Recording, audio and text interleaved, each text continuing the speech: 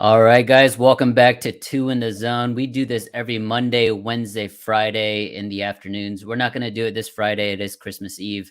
But I wanted to introduce the one and only, the GOAT, Dead Press Picks. How are you, my friend? What's up, my man? Doing well. How you doing? I'm good, man. I'm good. Awesome news, recent news for you. So congratulations on that. Thank you, bro. This show is not going away. We average 6,000 people on the show. So don't worry, guys. We'll give you guys winners every Monday, Wednesday, and Friday. Um, all right. Quick shout out to Seven Stack Sports. They are sponsoring this show. They've been our sponsor since the very beginning. We had a vision to do an NBA show just to give you guys some of our insights and analysis, and Seven Stack Sports is the key to that. So give them a shout out, give them a follow at Seven Stack Sports on Twitter. Also give them a DM because they are the best Twitter book around. They offer minus 105 juice lines in the NFL and NBA, which adds up a ton. They do odds boosts all the time. They have amazing promos, free plays, bonuses, things like that. So definitely reach out to them. 24/7 customer service. And it's bowl season right now, so take advantage of that. And when you talk to him, let them know that either AC, myself, or Dead Press Pick sent you, and he'll give you a nice hookup when you sign up. All right, let's go into last night's slate. We don't have to touch on it too much. I personally went 2-0, which was nice, Dead. I was on the Mavs and the Pelicans. There you go. The Mavs obviously had Luka out already, and then the day of had KP and Porzingis out. I made it a love play after that. Like everybody started betting Minnesota. Minnesota, they went up to like a -3 favorite on the road. Mavericks pulled it out. Were you able to follow this game? I did not check out this one a ton. Seeing though Jalen Brunson once again doing what he does, one of the best bench players in the league, and then when he gets the chance to step up, be the guy. I mean, he answers the call every time. So you kind of said it, AC, when the stars are out, it always seems like they get it done. Back to 500 though for the Mavs, so good win last night. Same as the Lakers. They're both 500. Shout out to Dead Press Picks. He's feeling a little under the weather and he's powering through. So props to him. I was happy I stayed off this trap. This had trap written all over it. The Pacers were favored against the Heat. The Heat had nobody, and the Pacers were favored by 2 with everybody on their team. They went into Miami and got killed. Tyler Hero went off last night, had a plus minus of like plus 31 in 21 minutes. I posted that. That's crazy. Were you following this game at all? This is one I took the Heat on. Nice. Kind of just that you know how we are with these. Everyone was on the Pacers, but pretty good game there last night. As you mentioned, Hero was unbelievable coming off the bench. Funny enough, with all these guys out, but a lot of guys stepped up. Max Drew shot the 3 ball well. Duncan Robinson, big game. So guys were getting it done last night. The Heat pretty undermanned and still got it done at home. Kind of a surprising result that they blew them out, but I like the value on the Heat last night. Yeah, the Pacers, you and I both know, man. We've backed them, we faded them. They're just a very up and down team. All right, next game here. Knicks tape. Bing bong. They won 105-91 at home convincingly here. It wasn't a big surprise. The Pistons had nobody, basically just Cade and a bunch of scrubs. Now we're getting into Christmas. We're getting into the second half of the year. Matt, I know you're lower on the Knicks than most people. Do you still feel that same way? Yeah, it took them preseason AC not to make the playoffs. And I stand by it. I don't think they have the guys. I think they overachieved last season. Although statistically, Julius Randle's numbers still look good. Overall, I just don't think he's been as productive. Defensively has been the biggest thing for them. The layoff there on the defensive side of things. So they're struggling right now. Obviously, they beat up on the Pistons last night, but they were supposed to do that. They did cover the spread there. But a year ago, when they played the Pistons in New York, they would not have been -7. They would have been closer to 12, 13. I think the books are adjusting to the Knicks too. Very, very true. That's sharp analysis there. Next game here, Pelicans were favored at home. Basically, if the Pelicans are favored, just blind bet them and you'll win like 70% of the time. We did it early in the year. We got screwed, but I went back on that horse last night and they got it done. a bunch of players step up. Nikhil Alexander Walker, 27, Brandon Ingram, 28, Josh Hart, 20. And then for Portland, it was only Dame and nobody else. So 111, 97 finish there. We both don't like Portland as a team. They need to blow it up. They're only one game ahead of the Pelicans. Like, we talk about how bad the Pelicans are, and the Blazers are only one game. Anything to add here, or just two bad teams? Well, I want to give credit where it's due because I've been tough on Dame this year, but 39 points last night, 13 to 24. So he was really efficient in last night's game. It didn't look like him or Nurkic were going to play. So I think the line was like, I think if you backed the Pels early, you were a little nervous because it closed. Portland ended up closing as a 1-point favorite. But, I mean, Dame stepped up to this thing. Portland, they just can't defend, right? They couldn't do it with Terry Stotts. They can't do it with Chauncey Billups. It's a roster issue there in Portland. It's not a coaching issue. I think they're in trouble. They say I don't know what needs to happen, but there's going to be movement in Portland. Dame has been very outspoken about it. Issue with CJ McCollum, I don't think he's a superior 2, right? So, I don't think he's a championship 2. I think he's a good 2 on a bad team, but I don't know the value that they're getting. They don't have a ton of ammo.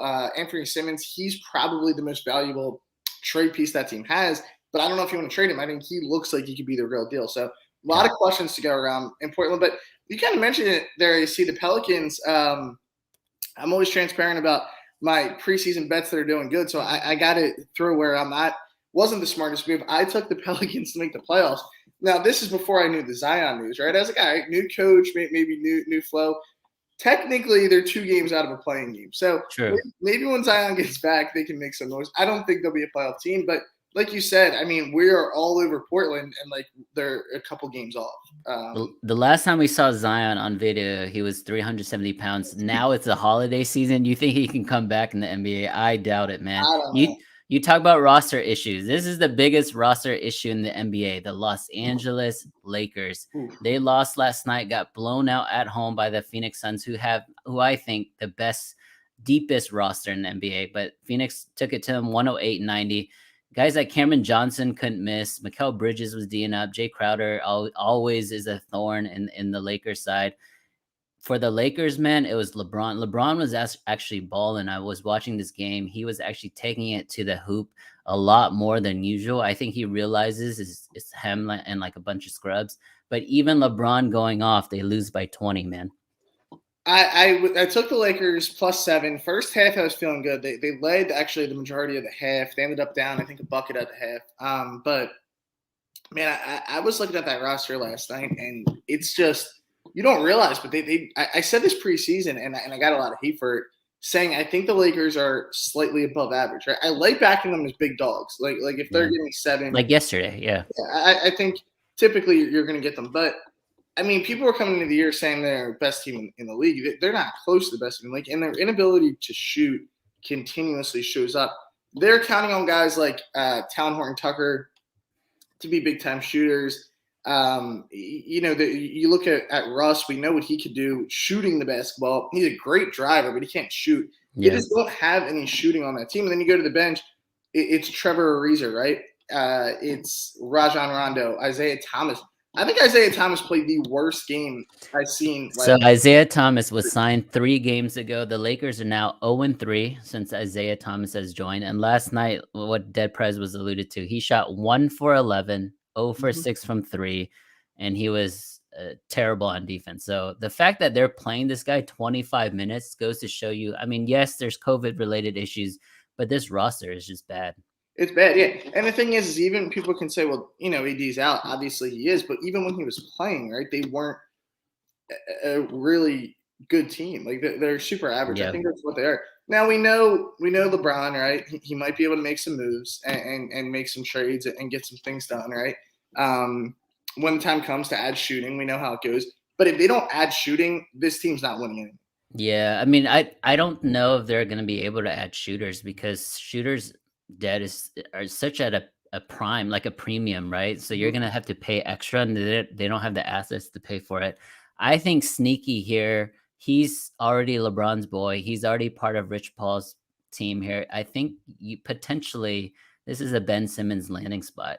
I think the Lakers just need to blow it up. But that just means there's going to be zero shooting, right, with Ben there. But it is what it is. I think Ben is kind of like, a young LeBron in some ways. But we talk about Isaiah Thomas. He was 1 for 11, 0 for 6 from three. That's not even the worst game of the night. Talon Horton Tucker, He was one worse. 1 for 13, 0 and 8 from three. So combined, they were 0 for 14 from three. Just those two guys. That's pretty bad. I mean, they were killing him. And Melo actually got ejected when they were down 4, right? So that was a big swing because we know Melo. He could shoot the lights out all day. So with no Melo, I mean that killed any chance they had in that game. All right, let's go ahead and move into tonight's game. I'll reset it real quick, and then Dad, you could take over. All right, 7 Stacks Sports. Everybody, give them a follow right there on the screen at 7 Stacks Sports. Best Twitter book on Twitter. Basically, they've been partnering with us since the very beginning. We hold them in high regard. If there's any issues, you could even reach out to us and complain to us, and we'll try to do our best to fix it. But they've been no issues from my end. I think they're super awesome customer service 24/7, over 2,000 clients, amazing minus 105 reduced juice lines, promotions, odd boosts, all of that. So give them a shout, give them a DM, and let them know that either myself or Dead Prez sent you. All right, let's get into tonight, man. One game has already been postponed, but I think the rest are still going. Yes, sir. Yeah, it looks like we do have what is this now? 5-game slate tonight with the postponing.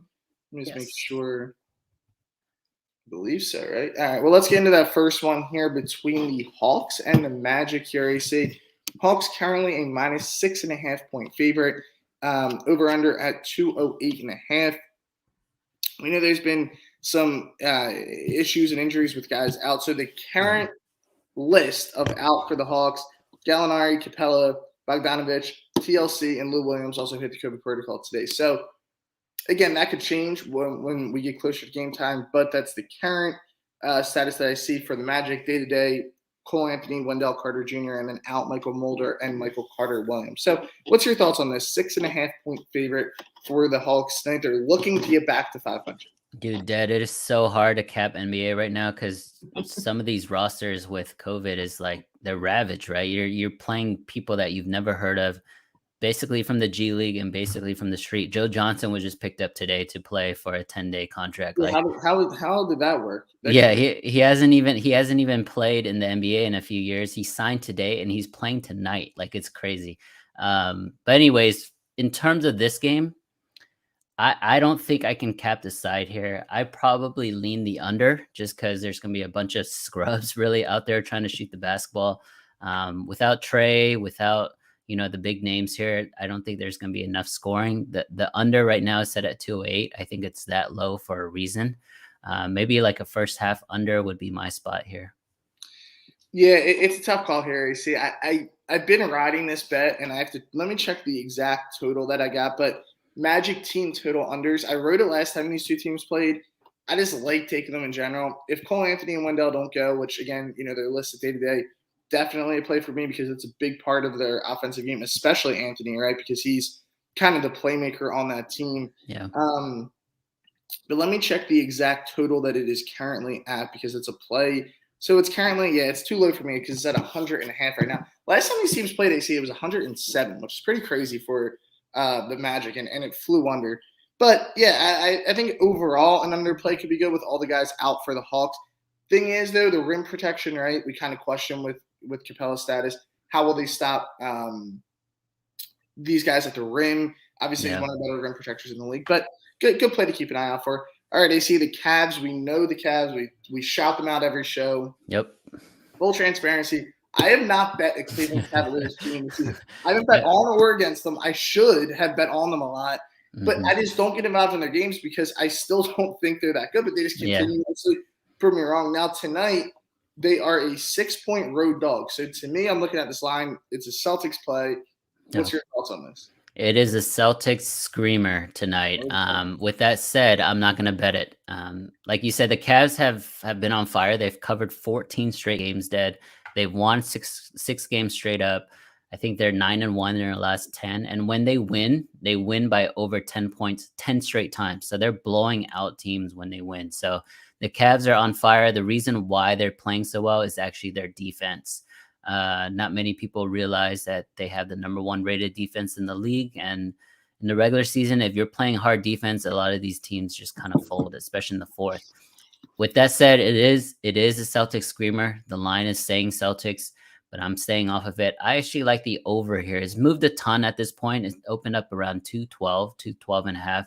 It's now up to 216, 216 and a half. I still like it at the number. Dead talks about this all the time. There's no rim protection in this one. The big guys are going to be missing. I think only Robert Williams is the only guy on either team that's above like 6'9" in this game. So everyone's going to be, getting layups, open threes, a lot of free throws, I feel like. So I like the over in this one. Yeah, this is one AC. I love the Celtics, but I like them on the first half. So I think they come out hot in this game, get it done early on, and ultimately will be able to. Great bounce back spot too, right, for Boston, because they just got killed by your boy Joel Embiid.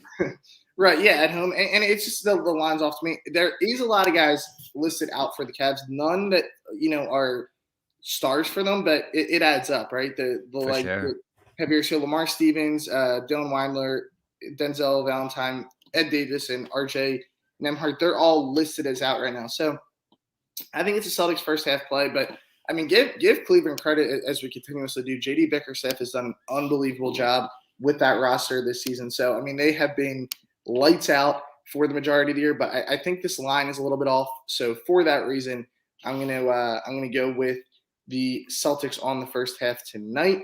All right, AC, let's move it along here to another game between the Rockets and the Bucks. Bucks a minus 9.5 point favorite.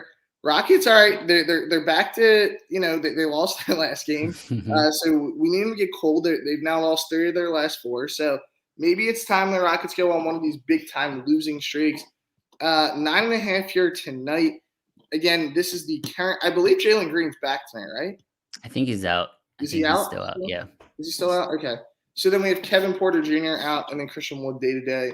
Do you think 9.5 is too many points, or do you just see a Bucks blowout here? No, I think so you mentioned Celtics first half. I think I like the Bucks first half in this one. They're coming off 2 losses. So it's a great bounce back spot for them at home. They also only shot 39% their previous game. So I think a lot of that regression to the mean is going to happen, especially in that first half. I think the Bucks come out pretty hot and get out early and often. I think that first half number, whether it's 4.5 or -5, I think it's safe. I would lean the Bucks for the full game as well, but it's just hard if you don't have, Giannis and Chris Middleton for 48 minutes. The inferior team kind of catches up to you, but I don't know, man. I like the first half here. As far as the total is concerned, it is high, 224.5.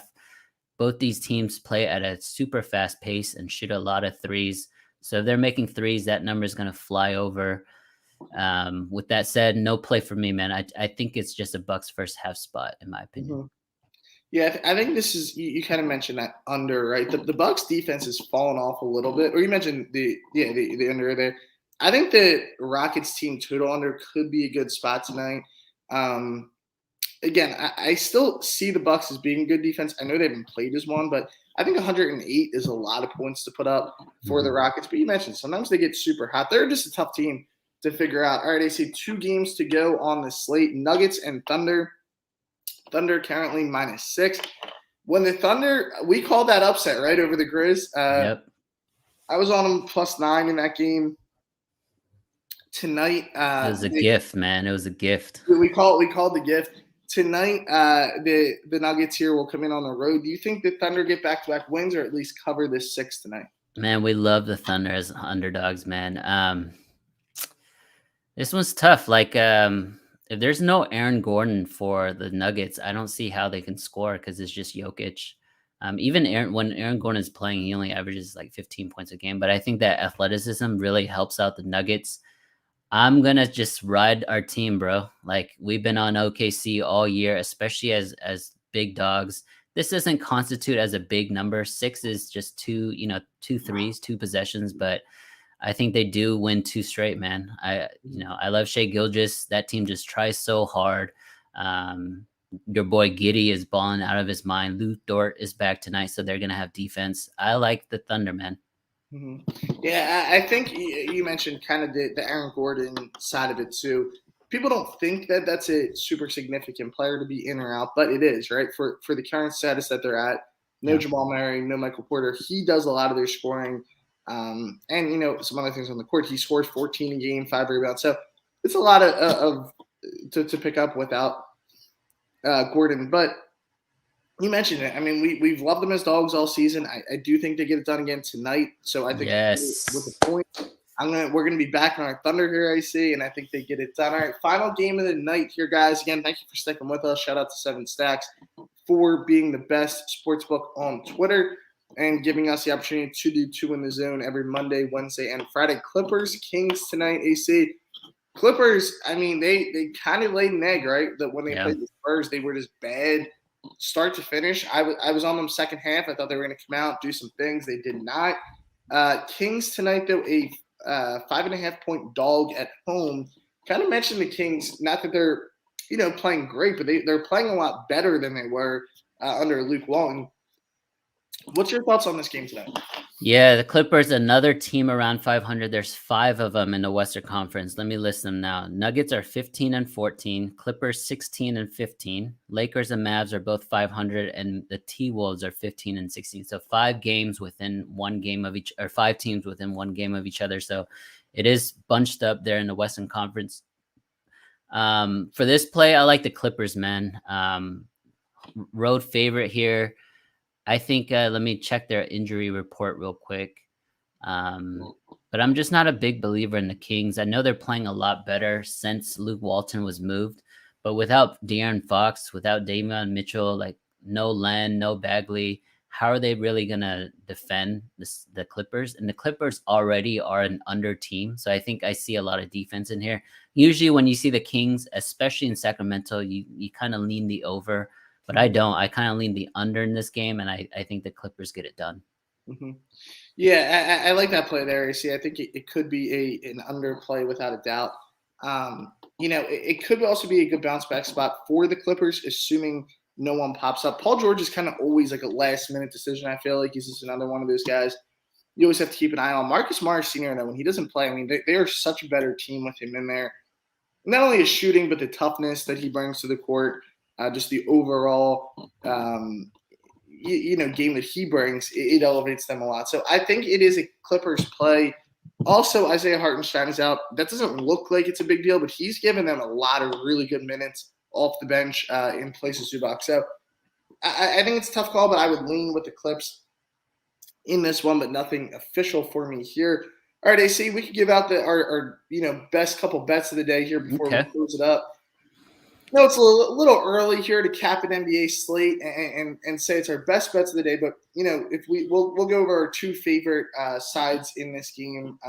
I could start here with saying the Celtics first half -3. That's going to be my favorite play to kick us off. What do you got? All right, I'm going to stay in that game. I like the over 216.5. I think it's going to fly over. There's no rim protection, a lot of layups. So I think a high scoring affair there in Boston. And then I'll go with my second pick here. I'm going to ride with our dogs, man. I'm going to ride with our boys at OKC. Give me the Thunder +6. Sprinkle that money line as well, because I think they win straight out. All right, yeah, I'm with you there. I think it is a Thunder play, but my second one will be the Rockets team total under 108. I think the Bucks play enough defense in this game that they can keep them under this number, maybe control the pace a little bit. Maybe it's a blowout, right, too, and we also get the bench guys playing the last 5 minutes. Cold shooting. Give me the Rockets team total under. All right, I see we hit everything in those 25 minutes. I think we hit all the games. Yeah. Gave out our couple plays. Kind of breezing through this one, guys. We just had 5 games today, but like we said, no episode Friday. Christmas Eve, we want to wish everyone a Merry Christmas, Happy Holidays. Obviously, keep your eyes out. We're doing a $1,000 giveaway, right, AC, at the moment? Yep. With 7 Stacks. So make sure you guys check out his Twitter at 7 Stacks Sports. Give him a follow right now. If you guys do that, you're going to be eligible for $1,000 this time of year. What a deal that is. AC, any closing words here before we shut it down? No, man, this is our last show of the week, right? We're not going to be on Friday. So everyone have a great Christmas Eve, Christmas Day with your friends and family. Everyone stay safe, man. See you guys.